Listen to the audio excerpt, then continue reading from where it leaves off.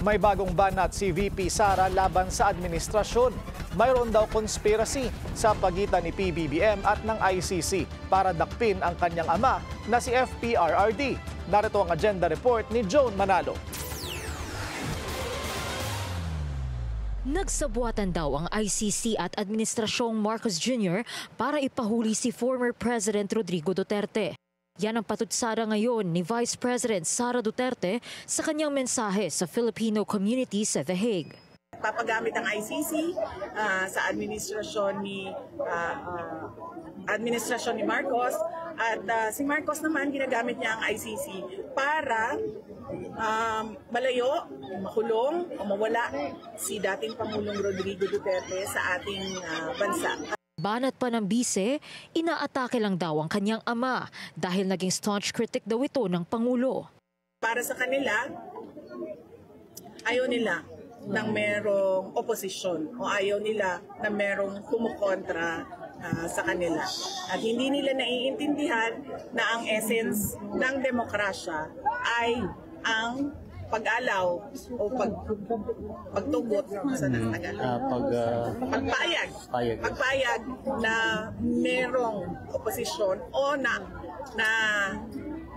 nasasabi ng ating mga kababayan kung ano yung mga mali sa tingin nila na ginagawa ng administrasyon. Nakakulong ngayon si FPRRD sa ICC dahil sa kasong crimes against humanity, kaugnay ng kanyang madugong war on drugs. Pero ani VP Sara, may mga tanong pa rin kaugnay sa datos at impormasyon tungkol sa drug war at umano'y extrajudicial killings. Ano sabi nila? 30,000 dead.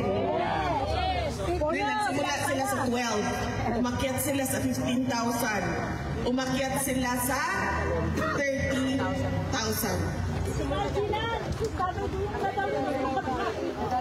Lahat ng mga namatay, DDS. Pero kung hingiin mo sa kanila ang listahan, walang listahan na 30,000. At anong lumabas sa charges nila? 43 counts of murder. Kaduda-duda pa yung ibang sinasabing biktima. Dahil hindi masabi kung totoo nga na sila ay biktima ng EJK. Giit ng bise, alam daw ng ICC na ganyan ang estado ng kaso, pero pinilit pa rin daw nilang hulihin ang dating Pangulo. Binigay siya ng administrasyon ni